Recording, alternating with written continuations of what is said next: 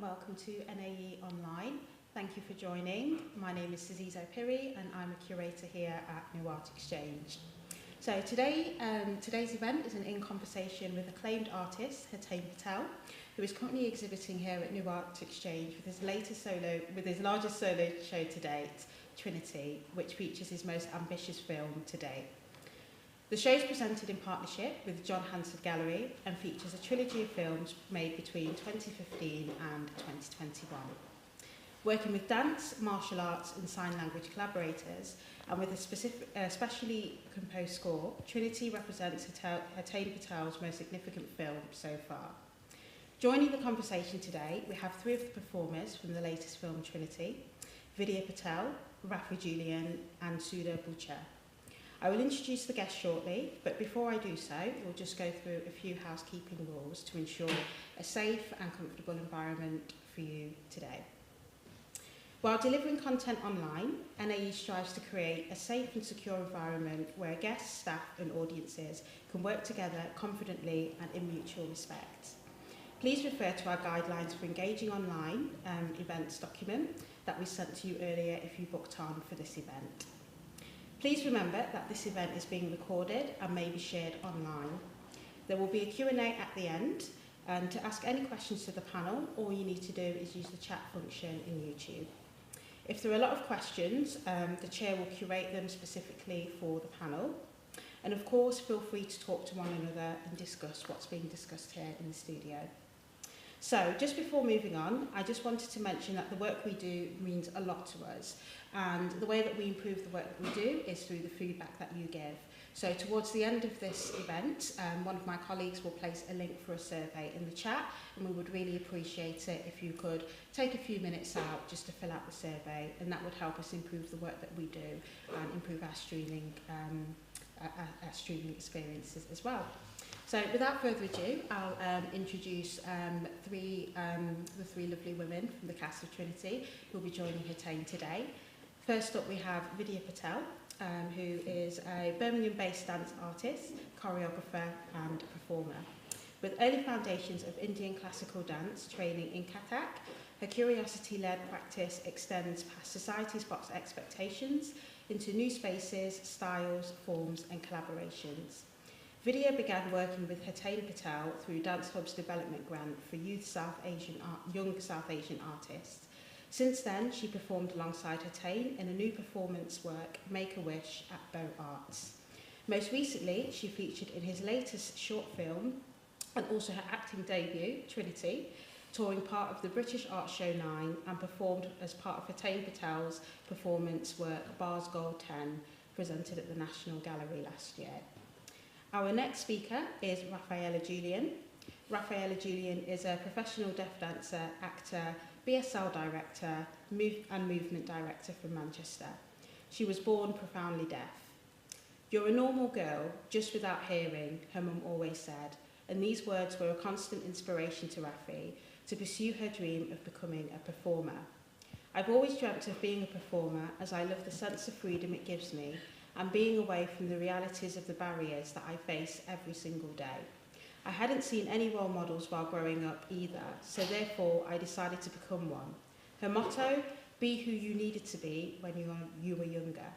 Raffie has performed both as an actor and dancer in numerous plays and performances across the country. And last but not least, I'd like to welcome Sudha Bhuchar, who is acclaimed actor, playwright and founder of Bhuchar Boulevard and co-founder of Tamasha. Her theatre writing includes Child of Divide, Final Farewell, Touchstone Tales and her one-woman show, Evening Conversations. Her acting credits include Kandan, The Village, Lions and Tigers, Coronation Street, Rules of the Game, Mogul Mowgli, Mary Poppins Returns, Happy New Year Colin Burstead and Into Dust, which is currently on Amazon Prime. Sudha was a finalist in the Best Actress for BBC 4's Audio Drama Awards in 2019 for My Son the Doctor, and was awarded Tongues on Fire's Flame Award in 2018 and Eastern Eye's Actor Award in 2019 for her significant contribution to the arts. And now I'll hand over to Hetain Patel, who will be chairing this conversation. Hetain will begin with an introduction about his work. And all I have to say for now is enjoy the conversation. Thank you. Thanks, Azizo. Hello, I'm Hetain Patel. I'm an artist. I make artwork. Didn't prepare that bit. I make artwork in lots of different media, from film and performance and sculpture. I've currently got a solo exhibition here at the New Art Exchange in Nottingham, which is a partnership with John Hansard Gallery. And it's showing a trilogy of my films and sculptural work that goes alongside it. And the most recent of those works of the trilogy is called Trinity, which I've made together with lots of collaborators and people. And it's, I guess, feels like my most ambitious work to date. It was kind of an epic thing to do. It's a short film. It's about 23 minutes long, and the stars of the film are here with me today, which I'm really thrilled about. I've probably not seen a couple of Raffie and Sudha. I've probably not seen you since the filming, maybe.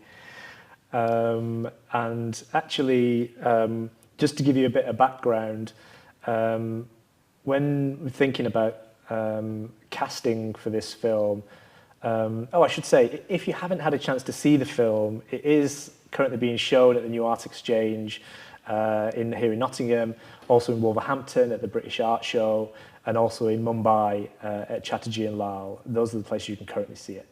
So when we're thinking about the casting, it's such a difficult thing when you're writing something and imagining something of who could fill that role or be that role, and I don't think I had specific people in mind or images in my mind. I think you almost want to get a sense of seeing people and sort of thing, would they fit and all of that. And I remember Sophie Neve, the producer, we were thinking together who would play the mum character. And she was sending me lots of thoughts, and I was coming with things and looking online. And I remember, you definitely stood out for me in terms of thinking of what this character could be. And then I came to see you live doing a performance of yours at the South Bank, and I think I knew very quickly that I wanted to kind of, please come and be in this film, And then Raffie, we probably met first time online on Zoom. Sort of was researching you online, and I'd seen previous things that you'd done that were a lot of dance actually. That I knew that I needed someone really proficient with movement in this work. And then we met this way, and then with Vidya had invited me a year before that. We did the live thing. It was in about 2019. Yeah. So her and I worked together on a live performance before, and then probably after that, what was happening, I was sort of thinking, about you as the Mina character's possibility, and I'm so glad that the three of you agreed to do the project. And some people ask me sometimes why it's called Trinity, the film, and it's yes, Trinity is my favorite character from The Matrix. But in terms of the content of the film, it's also about three languages, in terms of the sign language, the English, and the Gujarati. And as the film is about a rediscovery of this new language, this new ancient language, it's also the lives of three women that intersect in some way that lead to the discovery of this language, if you like. And so today I'm very, very happy that we've got the Trinity with us today. I feel like we rarely get to have the performer talk. I wanted to just kick off by we were talking earlier, just reminding, I was going to say the audience, but for us as well, that when we made that film, we made it in spring last year. And so it felt like a really different world than it is now. It still felt COVID-y, lockdown-y. We had to have a COVID supervisor. It it was masks, it was only allowed a certain number of people in a room, it was, you know, all of this stuff, you know. Well, we weren't vaccinated either, were we? That was a big thing, right? Yeah, right. So it was definitely a lot of fear maybe at that time, right? How do you guys remember that time of doing that? Because it felt like it was sort of tense in some ways, and then also like it felt kind of joyful to all be in a space together and getting to work. Yeah, definitely. I think it was different way of working because it was on Zoom. Like, I remember going through the script with yourself at the beginning, and there was a lot of rehearsals on Zoom, and then afterwards I had met yourself Sudha on Zoom itself for the first time, and it's interesting how there were so many more layers to the process because of COVID and the pandemic, and then even in rehearsals, like having masks, and then finding that point of when we remove them when we're a bit more comfortable, but there was always that additional pressure, which is amazing to see what has come out of that. It's almost like COVID was not a thing, seeing what it is right now, because it's such an epic film. I remember like also like being in lockdown, there was so many anxieties and worries about whether we were going to get to work again in a rehearsal space. And then also I remember coming out of it and coming into the rehearsal space with you. It was still like, we're so appreciative that we're able to come into a room to work together, but also wearing the mask and then checking in with each other, are we okay? And having that conversation about it. But yeah, it was such a weird time. I mean, you know, talking physically, it was really physical, wasn't it? I mean, you know, we did a rehearsal period before shooting, so I think the December before, with Raffie and Vidya and Chirag Luka, who's the martial arts choreographer, and Louise Stern, who's a sign language consultant. Yes. And so being in that space together, doing, you know, very hands-on physical stuff. What was that? You know, how was it from your side of things? Because you mentioned it was because we were supposed to have masks on, as you said, and like it became really hard to physicalize. Yeah, I remember that we had to wear the mask, so it meant we had to keep, especially if we were coming in contact, that's when we had to keep our mask on because we were worried at that time because it was just coming out of it. But then I remember thinking we have to trust each other, we just kind of have to like trust the process. So there were times where we had to decide that we'll stay apart, take it off, communicate, use the interpreter in the room, and then when we're going to come together, we'll plan how we're going to do it with the mask on, so we know pre-hand how we're going to do it. So there's just a lot of like awareness and communication barriers and having to get through that. But because we're so lucky that we're all open-minded in one room and able to like work together like that. Yeah. I think it was sort of, by the time I came into it, like you guys were really comfortable, you know, and I remember walking into Sadler's, well, first of all, getting a cab. You know, I live in London and I'm always on the tube, so to be going through those streets in a taxi was just so strange, you know, empty streets, and then walking into the room, you two were so comfortable when I was still very tentative. But as you say, we all were regularly testing, so you started to feel like, you know, you could. It's a funny thing, isn't it? It's in a process where you've got a very short period to gel and to develop relationships, so that they're so convincing to people watching you on screen that we believe it. Yeah. And yet the process involves kind of a bit of, don't get too close, put your mask on, cover your face, don't touch each other. And so it's kind of, you know, works against that bit, doesn't it? I think as Vidya said, actually, funnily enough, Zoom, because it literally does zoom in on, you know, people's face. Like, actually, the rehearsals that we had done as mother and daughter, you know, it kind of made you feel like you knew that person, you know. I remember the moment, actually, before we got you on, Sudha, before we could get you on Zoom, I was like rehearsing with Vidya, and so I was playing Mum's part, and you know, so like poor Vidya on you know, responding to me on Zoom. But I remember feeling such an immediate difference when you were in. even Well, though that's it's good just to know. Zoom. Yeah, of course it would be, but I mean, in Vidya's performance as well, Yeah. you know, just like, I feel like you, even on the screen, you know, tuned into each other, or in a very... Well, of course, I mean, for me, like, the whole thing of, you know, you're talking about the film being about a new language. It was like, for me, it was rediscovering that I have such a memory of Gujarati, you know, that my child, I'm not a Gujarati. And that was a worry for me, because I remember you saying, you know, you saw the mum ideally in Gujarati. But then very quickly you said to me, you know, we can change it if you like, if you're not comfortable. Yeah, I mean, it was because I wasn't doubting your Gujarati. No, I know, but it was interesting that I was trying to, like, find, you know. because we're in stressful times, Yeah. and you know, everyone's got stuff going on. I was just thinking, could it be less stressful in the very little time that we have? No, I completely understand. But what was so crucial for me was that your mum got involved. You know, like your mum sort of recorded it for me, and then I had to get her to do it slower.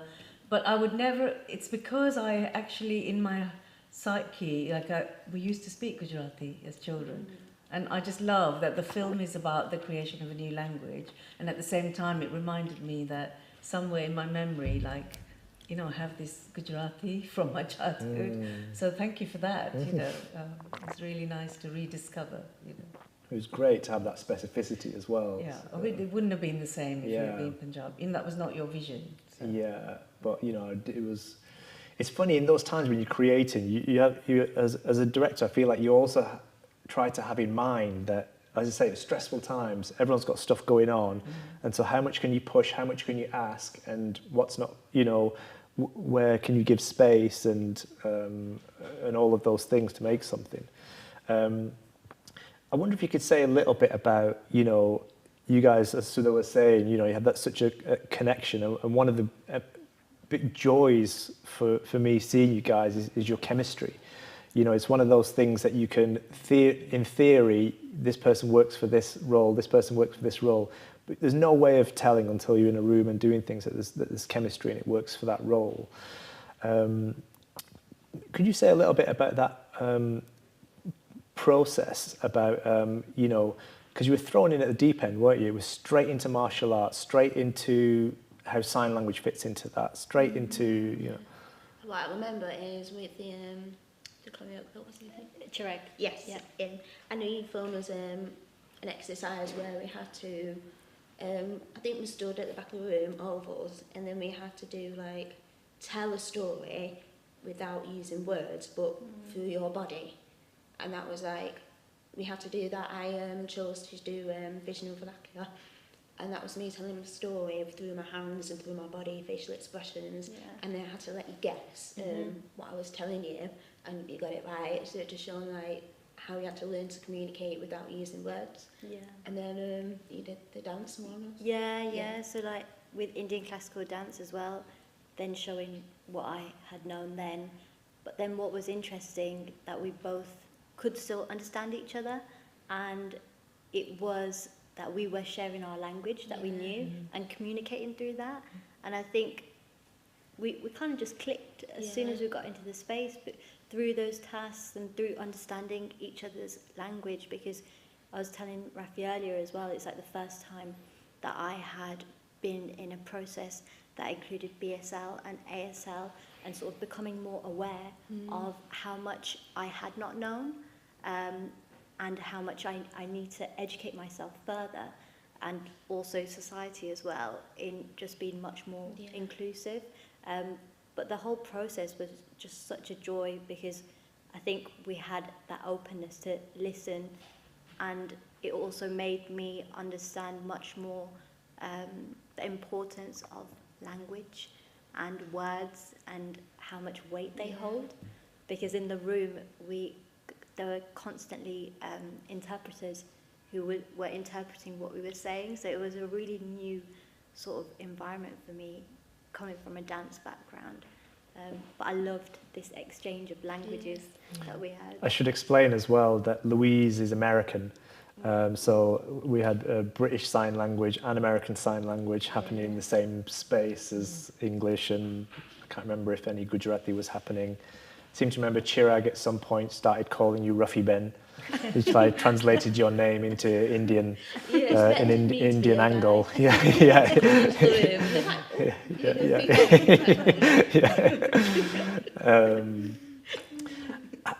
One of the things I was thinking about for you guys as well, you know, I'd love to hear about what goes through your minds and your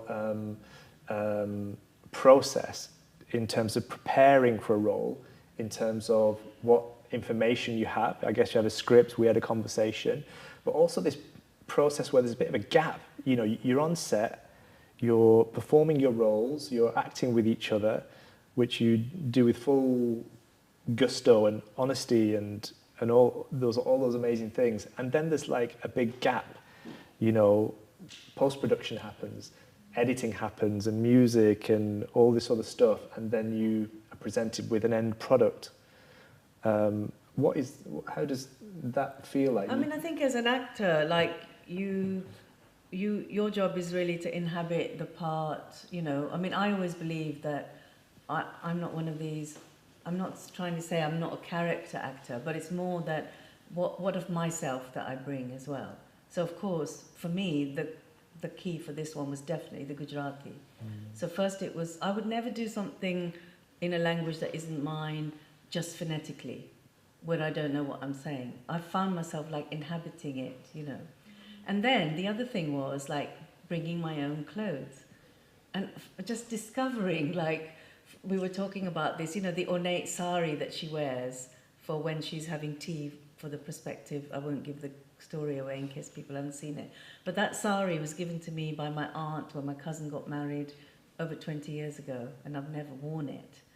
But I just kind of, because you guys were talking about where we're going to find this sari, and I was just like, got it in my cupboard. You know? So it's things like that, like you put on the clothes that fit, the language comes from inside, and then you're just there in the moment with your fellow performers. And, you know, with me, all my stuff was with Vidya, so it was just our mother-daughter relationship. You know, and I'm a mother of sons, but again, you can bring that to the process, you know.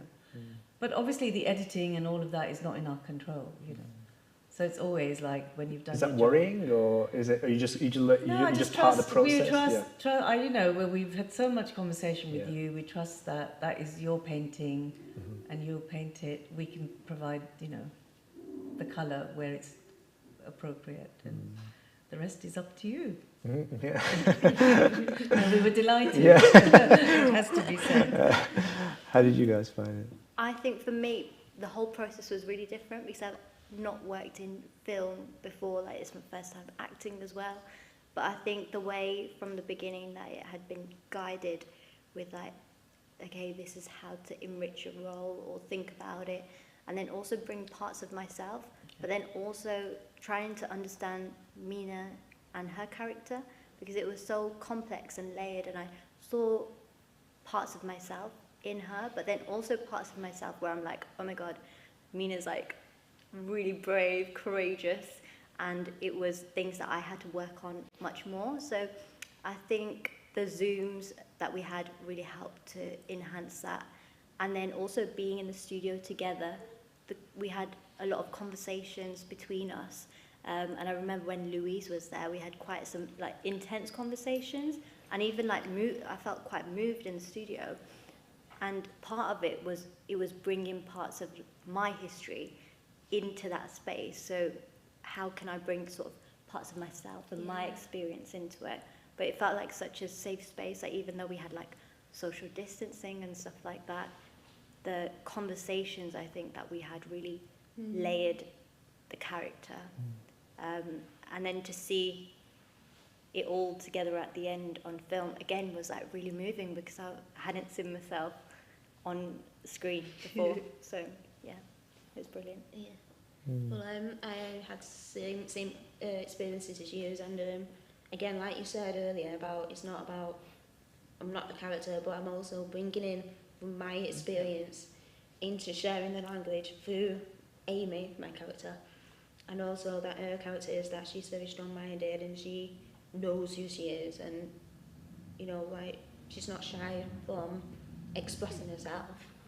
And also looking back on the film, what we've done, it just reminds me of the process of the rehearsal with you.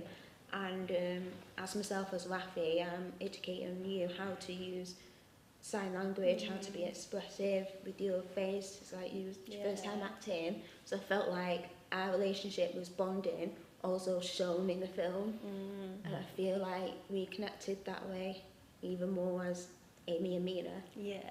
So It's that process actually, which I notice in your scenes, really, isn't it? It's like you're making it up as well, how you get to know each other, and you captured that, you know, in the making, as it were. It wasn't like, oh, it worked, then do it again, you know.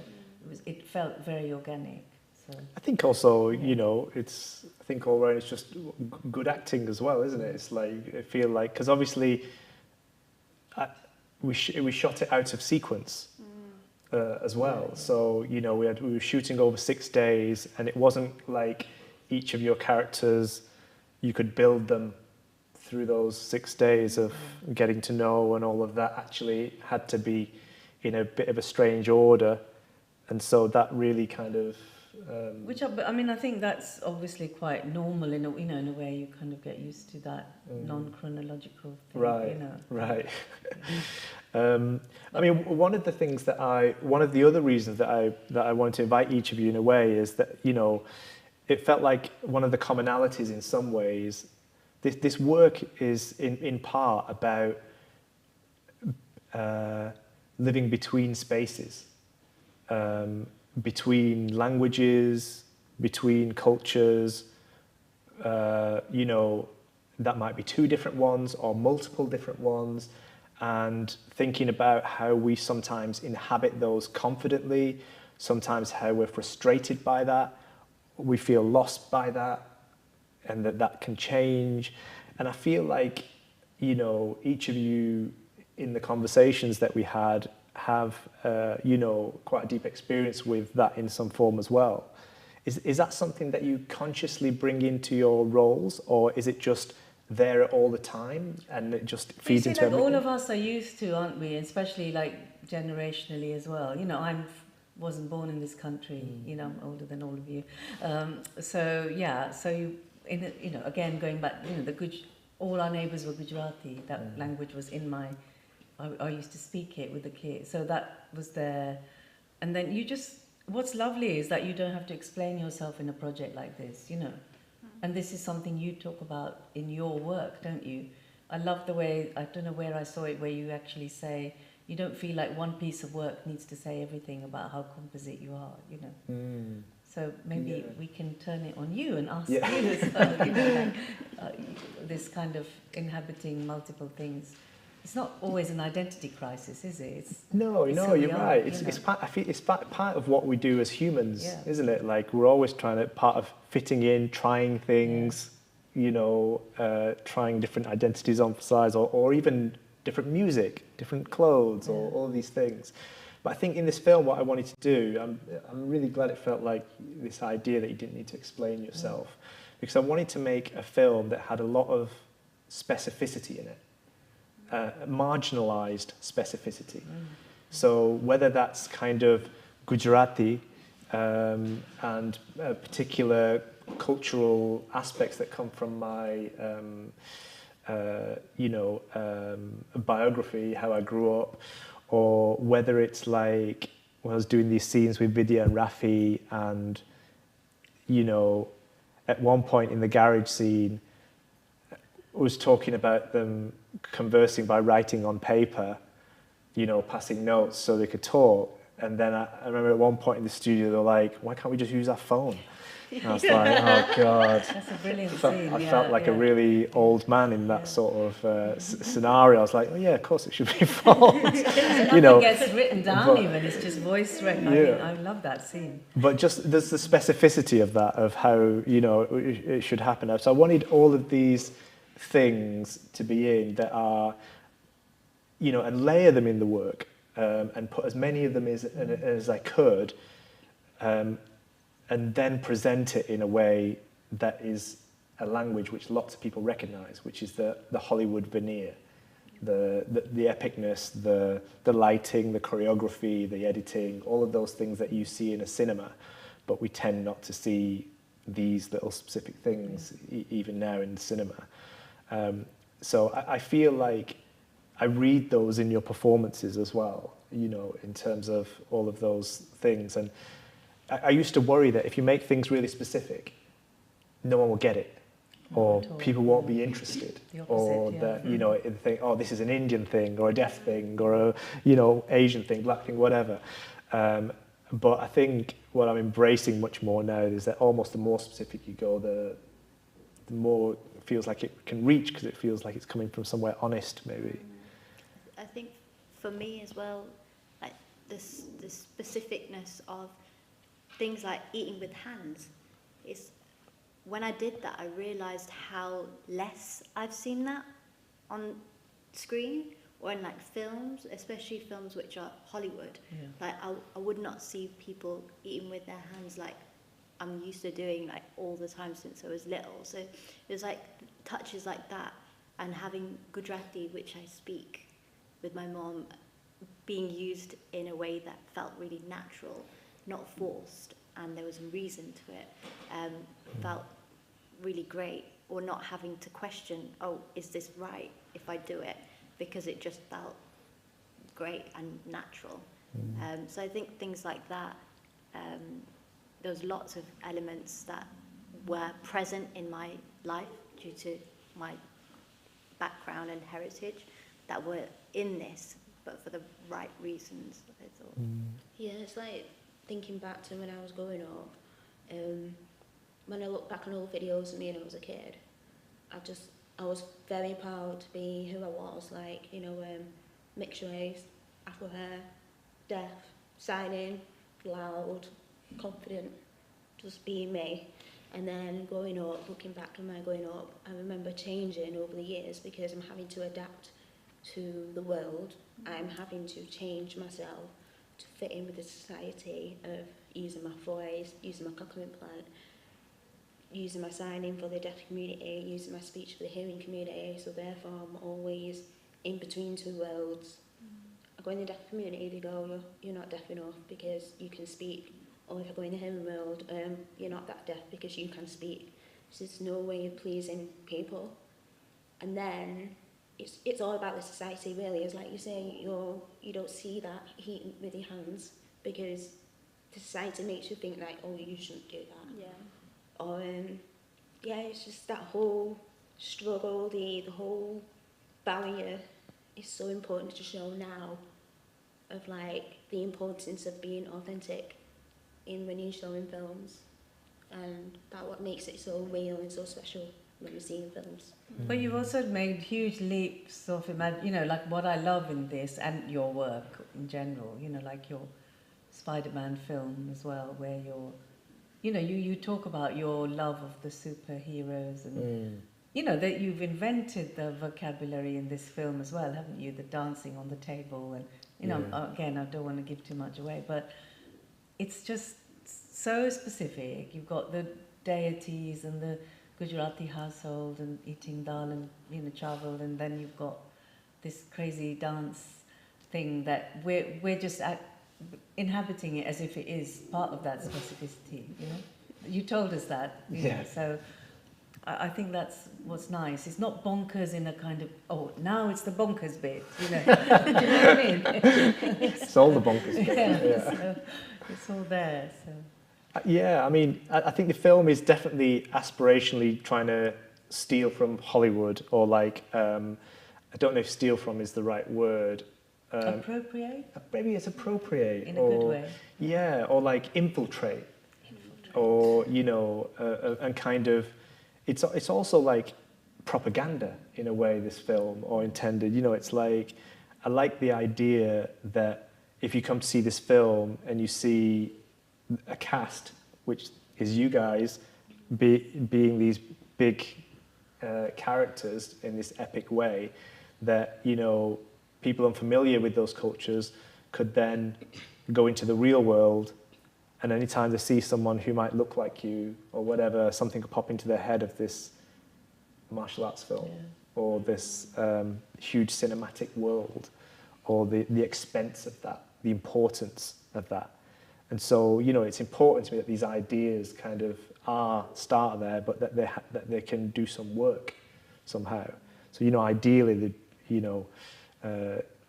be seen much wider, if you like. And you know, it's important for me to do it in a gallery, because in a way, the gallery offers a space to creatively, unchallenged in a way. You know, making this film, no one's telling me you can't do that or this or that. You can put it in, and you can make it all bonkers if you want, or all abstract or whatever. And so I love that freedom. And then I like the idea of it going beyond the gallery space. Well, you sort of, you know what, you don't signal it as bonkers. Do you see what I mean? That's what's so nice. It's like it's part of the ordinary world. Yeah. And you have to accept that, you know. Well, I feel like, you know, that's what a lot of these lovely, big, recognised movies do, don't they? With science fiction or fantasy or this sort of thing, but we just don't get to see them with people like us in them. You know, we are getting to see them a bit more, but still usually on a very normal Marvel or Disney kind of story, if you like. And you gave us top billing. What do you mean? Like our names on the poster like that. We were talking about that today. You're the stars of the film. I know, but this is part of the, you know what I mean? Yeah. Like you say, you don't get that kind of thing. You know? Yeah.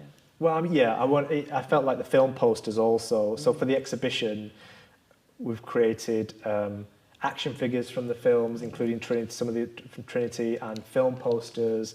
And again, it's this idea of kind of emulating that wider world of the cinema world for the reason that it has so much influence. Mm-hmm. You know, it influences when we're growing up playing with toys or seeing things on posters or, you know, the movies. We emulate, or even if we don't emulate those things, we're giving messaging that we should be like this, we should look like this, you should be a man, you should be white, you should be this age, you should speak only this language if you want to be powerful, important, recognised.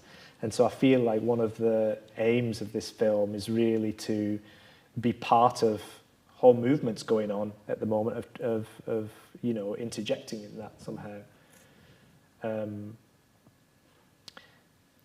I wanted to ask you guys, like, another thing that I think that we have in common in a way is, in terms of performance, you know, we've all performed to live audiences on a stage, and then also for the camera on a set, the screen.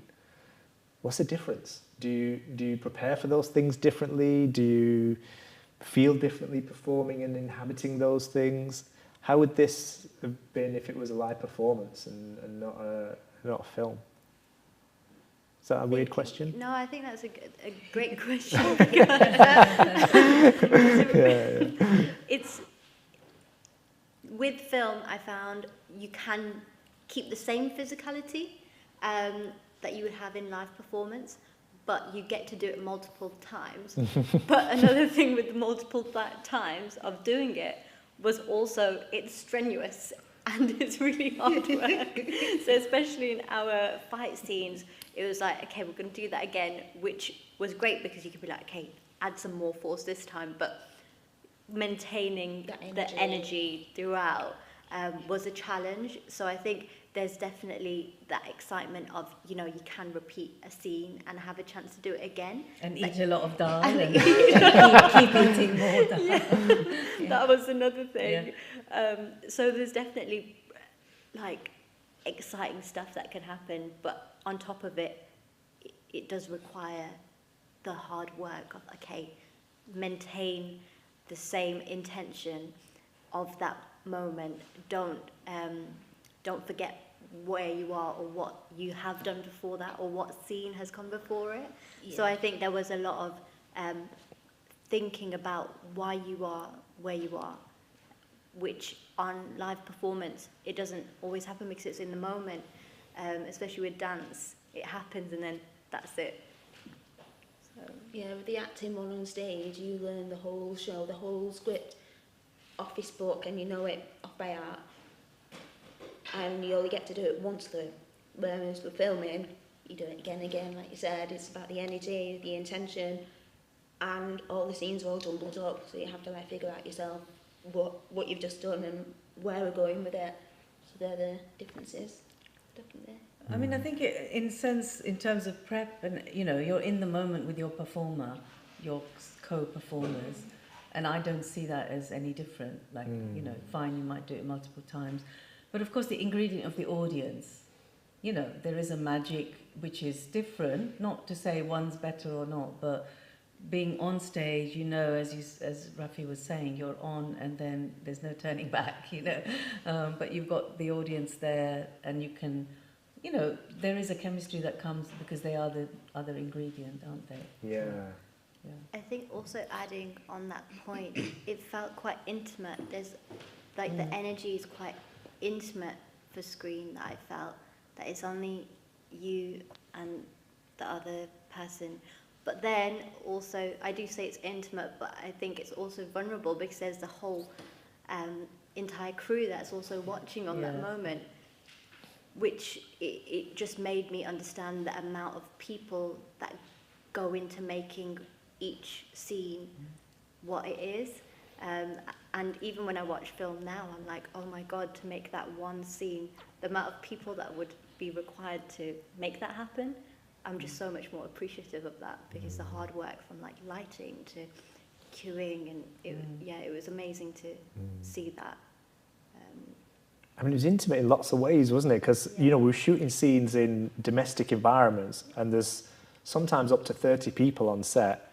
And, you know, whoever's not with you guys had a scene where you're at a table talking and eating together, and, you know, everyone else kind of squeezed in corridors, in the bathroom, on the stairs, and kind of like, and you know, the trying to COVID side of the amplified all of that, didn't it? I think we definitely were on tenterhooks. Yeah.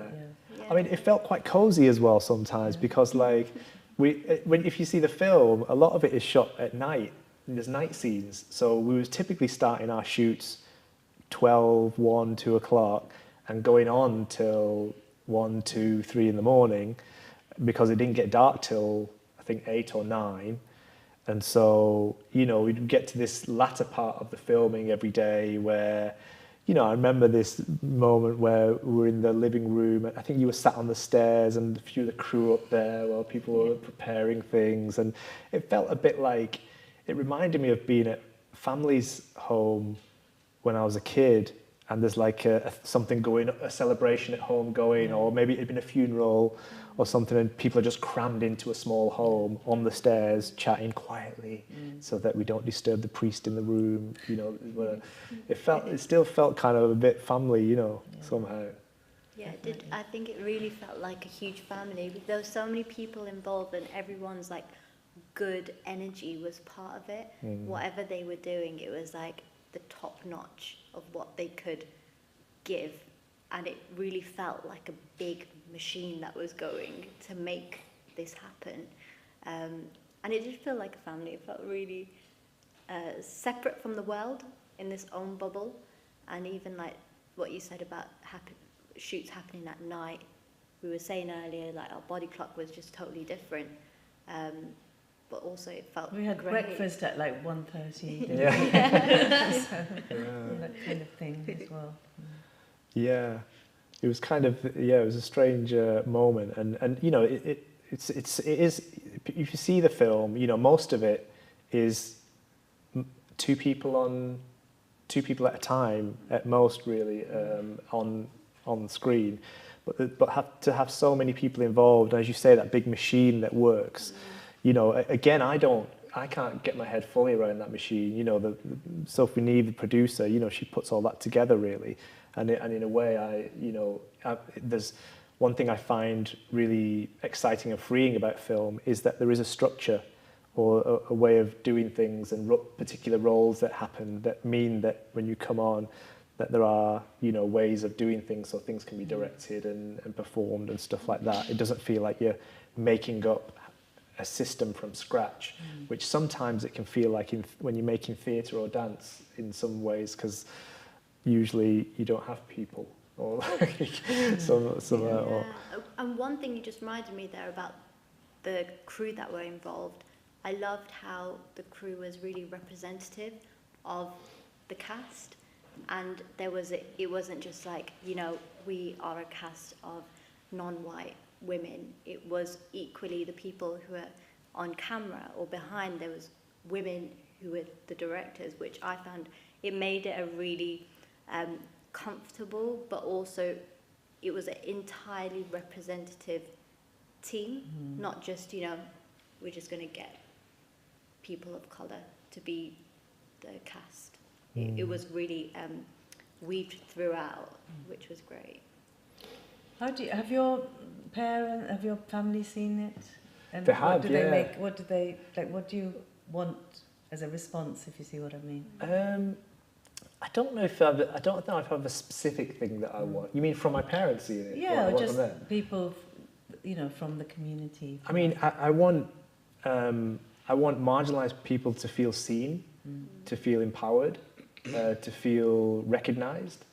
I want people who are not represented in those films who might be part of what's the word? Majority? Majority, minority? Yeah. Global majority? Global majority, yeah. I want everyone to see people in that film and to be equating the people in that film to things that we don't usually get attributed to us or that we're not usually allowed. Let's see, you keep coming back to something feeling expensive or important or culturally celebrated. You know, I guess that's what I want. And so, you know, I hope, you know, that's definitely the direction of these works go. And you know, also important to say that I want Trinity to expand into a feature film. You know, I kind of feel like the stories can expand, the characters can expand. And what do you think the characters should do? If where would you take your where would you like your character to go? Like if you could when you're in the or maybe it's a different question. I didn't write that one down. Well, they'll get married. Then I'll have to do their wedding, traditional Gujarati traditional style. Gujarati wedding. And then, but you know, I'll have to learn how to teach her to dance. At the moment, it was only my fingers that needed to learn. Yeah. So that would be fun. I think it would be good. I think we need to see scenes of you training in that living room somehow. Definitely. I think also, like, I imagine Mina to continue being like her bold, courageous self, but also maybe having multiple people that she has, like that it just grows and grows. So there's like an army almost of the superheroes. Yeah. The avatars. Yeah, the avatars, they all come back. Got hungry with power. Yeah, just want more people. Yeah, more people, Yeah. I think. I imagine Amy to like Hungry Power and becoming best friends with you, and us women having a business, Transformers, who does sign language. That's it. Transformer business. Yeah, right. Yeah. I mean, also just to kind of say, one of the things that, you know, in writing the work, in writing this shorter film, there were sort of expanded things that Mum was doing. There were sort of expanded things that Amy was doing. And in the end, it was such an interesting, I've never been through a writing process before like this. And I co-wrote the script with Insuk Chapel. And the back and forth was really interesting. And also Sophie feeding into things. I was consulting with my sister on how the Mina character might respond to things.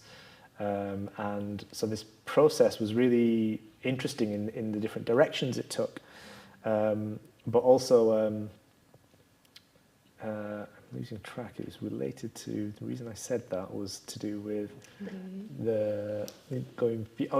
so one of the things was that all those extra things I was writing with Mum and with Amy, that they slowly filtered out a bit, so that, because it was going to be a short, you know, it was going to be a short film, that we needed to kind of try to stay with Mina's viewpoint, if you like.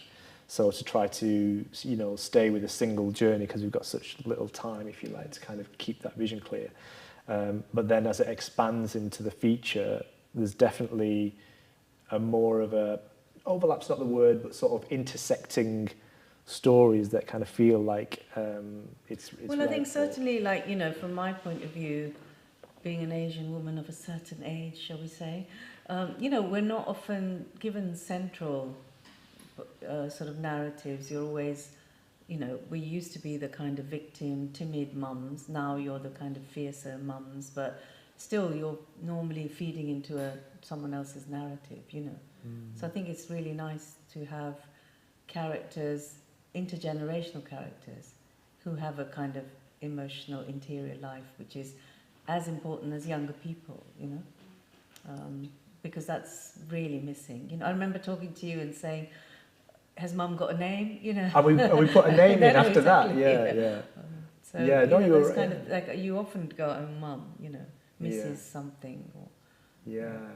In terms of some of those things that, you know, in your career of film and TV and theatre, and you just mentioned it a bit, you know, what are the things that, is there like the kind of roles out there that's your ideal, this is missing, I would like to do that, or are there different roles? I think it's just having a, you know, richness of variety, which we don't have, in the sense that there is now becoming people think in being really open as well. So like I said, where the Asian mum might have been hardly speaking, now you might have a few scenes and stuff to say, but there's now this overbearing Indian mum, you know. So there's still a sort of type, you know. Right. And then what my job is to try and make each of them different, you know. So there's a Gujarati mum, there's a specificity to that, what's her personal story, you know. Everyone is unique as well. Yeah. So I think with all the best will in the world and people trying to be really open as well. So, I mean, I appreciate my overbearing Indian mums, but, you know, it's like you want to try and bring something specific to each of them. Yeah. And then you just hope there's more written and more people just open up to, you know, older people in general as well, you know. Yeah. Yeah, it's funny, we saw the new Matrix, and don't know if I want to say that. But, one of the things let's say it this way, one of the things I noticed in it was that the cast was way younger in the new Matrix. But I would, you know, the average age I would probably say early to mid 20s of the big group. It's a sort of worship of youth, isn't it? But in the first Matrix in 1999, when the main characters, when they filmed that, were in their mid to late 30s. So, you know, and they, you know, so it's a very different feel. And, you know, I was partly thinking, am I just thinking this now because I'm a bit older? But actually, no, they approached it differently then as well. But how about you guys? Are there roles or kinds of things, or that would be, you might not have, but do you have ideal roles out there, or? Well, because this was the first time doing like film, I felt like this was the most ideal role ever. So finding something, because I would love to go into more acting stuff, but then finding something as ideal as this, I don't know if that will ever happen, because this has been such an organic and honest and authentic process for me. I would always be comparing it almost to this experience that I've had. So I would love to do more, but I just question if it would be as open and authentic as this process has been. But then also in terms of dance, a lot of this does go into also my dance work, because it makes me question a lot of things that we've spoken about, like language, inclusiveness, and also intergenerational work. So it's not just, you know, people who are young, and it does bring a lot of questions into my dance practice and work. How about you, Raffie? What was the question again? Is there an ideal role that you've not had yet that you would like in a film or TV or theatre or anything really? I think really just like a lead role, a female who is deaf, and just shows like the authenticity of growing up in two worlds and just full on signing throughout the whole film, because I feel like in a lot of things I see, there's always like an extra deaf person comes in and does a little bit and then goes off. It's not deep enough. You don't get to hear the full backstory, or just let that lead person be themselves and let everyone adapt to them, instead of it being the other way around. Like there was That's right. like this storyline about Ben Mitchell on EastEnders, and he went deaf, and then they were doing a storyline there, and then it just kind of disappears. It's like, why are you forgetting that? Because that's something so real that could have carried on. And then they bring, you know, someone in, and then it goes. I think for me, it's just a deaf lead role that shows in the true, authentic story of growing up with two worlds, and having to adapt to the world, and then it should be the other way around, really. Yeah, that'd be great. It's funny, isn't it? You know, when you if you think about these things, I think the mistake in a way that sometimes doesn't get this stuff made is that people go, oh, it's just about diversity and all this sort of, you know, the sort of icky word. But actually, it obviously is fairer to do those things, and we should be doing it for that. But ultimately, it's just more interesting, right? Like, you know, even if you're like watching a ton load of Netflix, we don't just want to see the same thing. And that goes for whoever you are, right? You don't want to see the same story, the same people. It's just like more interesting to have a mixed bag of stuff stuff we recognise, stuff we don't, or that comes from different angles. And, you know, it's like, you just. It's like showing the struggles, the failures. Like, if you was to watch a soap, there's always like a white family, Asian family, and then what about a deaf family? What's it like in the house with a deaf person that lives there? You don't get to see the flashing lights that you have to put in. You don't see how, like when I have a bath, I have to have it off, and they lock the door. The other way they can knock on the door that I can't hear, they have to switch the light on and off. There's little things that you don't think that people don't see, because it's all behind closed doors, and it's showing them little things. Like, I have anxiety of going to the bank because I'm not going to hear them behind that glass, and they're muffled, and I'm like, I'm sorry, what could you write it down? Just them little struggles of everyday life, and that makes it more interesting, and it'll probably open people's eyes up to what they take for granted. So it's about educating those little things, really. But I think educating through story and through emotional narratives is like, you know, all of us in our art, that's what we can do. And, you know, even when you write a play or something about a period of history that people don't know, or in a way, being in the arts has been an education, do you know what I mean? For us. And this struggle of trying to get stories that aren't seen as the, you know, white is seen as the universal still, you know. Or the neutral. Or you constantly see, and what I find this whole worshipping stardom thing as well, which is really seeped into British, you know, like you watch TV and you go, just because someone's a star, like they even look larger than life, you know, the way they're filmed and everyone else diminishes, and you know, I'm sure the audience don't need that. We're not stupid, you know. We can take in multiple perspectives, all as deep, you know. And some people might have more space, some people not, but we can tell deeper stories. You know. So, are we getting there? Are things moving towards being more interesting, fairer, or things, or is it just a moment that's come after Black Lives Matter, or what do you think? You can be honest. I wouldn't say like suddenly we're really getting there, you know. I wouldn't say from my age and there's a few more mums that might speak a bit more than I used to, but I'm still, you know, producing my own work, trying to write, trying to do all of that. Anyway, but you know, things are, I would have thought for your generation, you must feel like things are changing. I think there is sort of the willingness to want to shift, and also it's really hopeful when I see so many people so many more people creating and making work that I'm inspired by, and knew that many years ago this wouldn't be the landscape for a lot of people my age right now. So I feel quite hopeful in seeing, you know, there are many more, but I think it's the sustaining of that, and then also who are we taking with us? Is it just elitism? Is it just middle class? Or are we actually taking community with us as well? So I definitely question that and the sustainability of it. But I think works like Trinity and its visibility is definitely working towards that.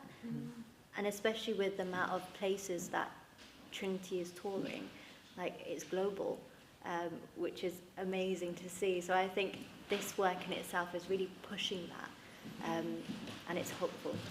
Thanks, Vidya.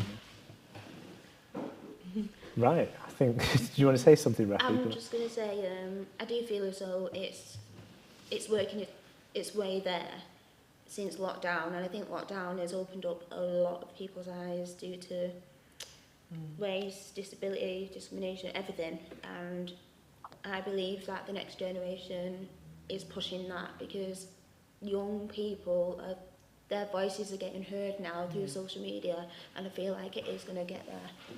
So I think people don't like stuff. We were always on the back foot because we couldn't say things. It's now being just like cutting through and being said, you know, which is really good. You know. Thanks, everyone. I think we're. Are we opening up to? Yeah, we'll open up to some questions from the chat on YouTube. But I just wanted to just comment that it was a really nice thing to note to end on. As well, and I was just thinking this conversation has been an eye-opener for me personally and the film itself, particularly Raffie, you speaking about your experience and also like representation of deaf people in film and cinema and wanting to see more of that. Because I suppose if you're not of that experience, or if you don't have a family member or know anyone who's of that experience, you have a perceived kind of idea, don't you? So I think for me it's definitely something I would like to see more representation of as well. So but yeah, thank you so much. So the first question actually, I think Vidya, you already kind of answered this question in the talk, which was would you consider pursuing acting further after your experience with Trinity? And I know you mentioned you'd like to do that, and obviously this is your first role, acting role. I suppose it's a bit, you know, as you mentioned, you're kind of figuring out what kind of acting role you would do, but is it something that you've looked into at all?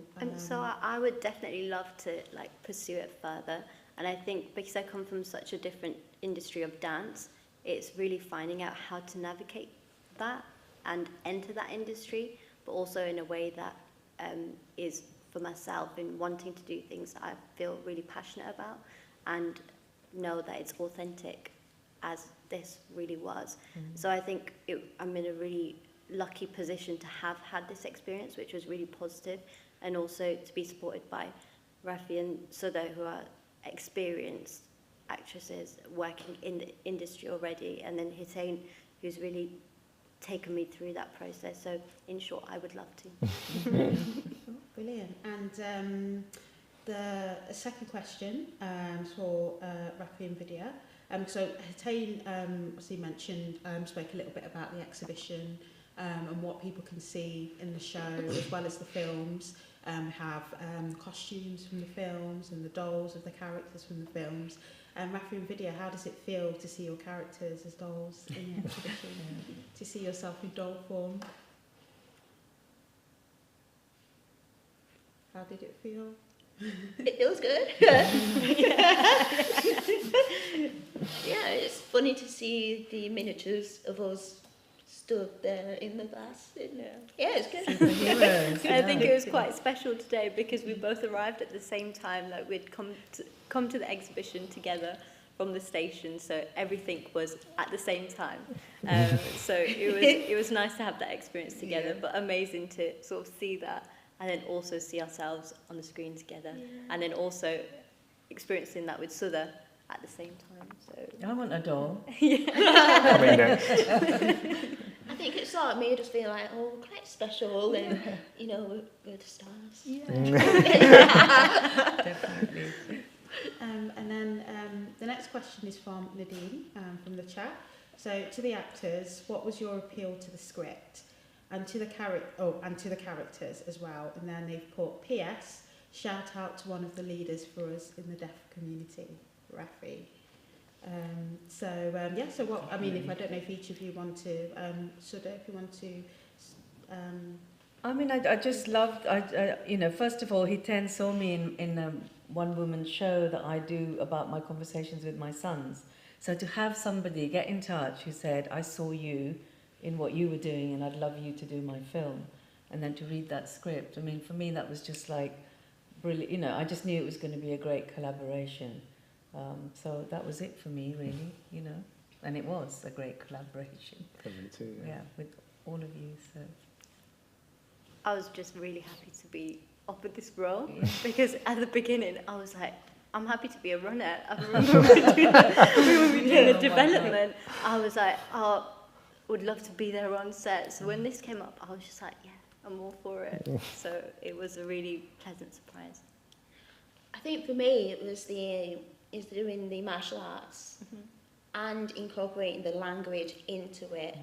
That's what really excited me the most about this whole film, and how to have that challenge as well, learning all the kung fu and the language and how we all can connect in that film. So yeah, I think that's my answer. I just wanted to properly answer my question as well. But I think also having representation within that script and having a lead role that is a female who's really empowered and also finding her way through life, because I feel like we all are, and there is that time where you're like, oh, it's a coming of age story, and it felt really important at this time. What was nice as well, you know, kind of taking on from that, because the mother, you know, she wants her daughter to be a certain way, etc. But then the tables turn, and then she's vulnerable, and the daughter sort of reaches, you know, it's all done quite subtly. But I like that sort of when the relationship changes as well, you know. Yeah, it's not one way. Yeah, and we were able to, you know, we were all talking about it and Yeah. able to influence that, which was lovely. Yeah. Oh, thank you. And now a question for Hetain. The crew that you were, and again this was touched on in the conversation of how the crew, like the production crew, it was kind of heavily female. Of course, you co-wrote the script with a woman. The score was done by Amy May. You had Sophie Neve producing, and I think you mentioned consultation with your sister as well. Was this heavy involvement of women intentional, or was it more of an organic thing? I mean, a lot of the collaborators came from my previous projects who happened to be women. You know, composer and Sophie's been there since Don't Look at the Finger, and yeah, I don't think we went out to look for women. But having said that, also, I think the producer has a lot of influence on crew as well. You know, so you know, Sophie leads the ship in that sense, but also her and I talked, and you know, it was a conscious thing that I wanted to find more people of colour on our crews, and it was a frustratingly difficult process. You know, I know who trying to, you know, there's definitely people out there, but when you go to agencies and stuff, they're not that helpful sometimes, you know, and they try to put certain other people towards you, and so you have to work really hard at that. And so some of it happened consciously, and some of it happened through happy accident. Everyone planned in a way it wasn't kind of consciously, and some happened accident. So it was kind of a mix, really. But I was really, I think we were all proud of who that mix was on that crew and that creative team. And I think it, you know, you do see it on screen, I think. And I think, if anything, one of the learnings that I came away from, one of the many learnings that I came away from this film is that if you want that to happen, you can't, it's really difficult to do it in that stressful lead up to shooting or stressful lead up to any project. It has to be done way in advance because you're fighting against the flow of you know, what isn't that basically, and it just takes longer. You know. Thank you. And then we have a comment here in the chat for Sudha. It's from Ava. Loved your performance in the film Into Dust that I saw recently. Highly recommended. Oh, So we've got a thank you. recommendation. So It's on YouTube for free. Yes, thank you. It's I'll a have to true check that out it's a myself. true story, if I may say, of a Pakistani activist, Parveen Rahman, who was assassinated by the water mafias, you know, for trying to expose the theft of water in Karachi. So yes, please, I hope people will watch it. It's called Into Dust, and it's on YouTube, Real Stories. Cool. Thank you very much. Thank you, Ava. And then we have one final question, which is for Hetain. Do you now know what your next project will be? I mean, you know, as a freelance artist, you're always doing 100 projects at the same time. You know, I'm sure people here will attest to that. But this year, the priority is the feature film. So, you know, it's not like currently funded or anything like that. So, amongst other projects that I'm, you know, working on, that's the priority in terms of trying to create time and space to advance that project, the writing, the visualization, thinking about funding, all of those things. So Sophie and I are going to be kind of, you know, knocking heads to drive that forward. So that's definitely creatively the you know, the most urgent thing on my mind. Great, thank you very much. So just a massive thank you to you, well, first of all, a massive thank you to our amazing panel, Raffie, Vidya, Hetain and Sudha. Thank you so much for the conversation. Thank you. Very much appreciated. And of course, thank you to all of you who've tuned in via YouTube and all of those who've engaged in the chat as well. As I mentioned at the beginning of this event, we will place a link for a survey, and if you do have a few moments, please do fill out that survey because it would help inform the work that we do and improve our online streams as well. And also just to note that the exhibition Trinity is on here at New Art Exchange until the 23rd of February. So do come down and watch the films in full if you do get a chance to do so. There are also videos, behind the scenes videos from all three of the films that are featured in the exhibition, which you can also watch. And do also check out our website, nae.org.uk, for our full programme of events throughout the season. Many of the events that are taking place throughout the season are inspired by Hetain's work and themes that are, well, some of the themes throughout the exhibition as well. But for now, all I have to say is thank you very much and good night. Thank you.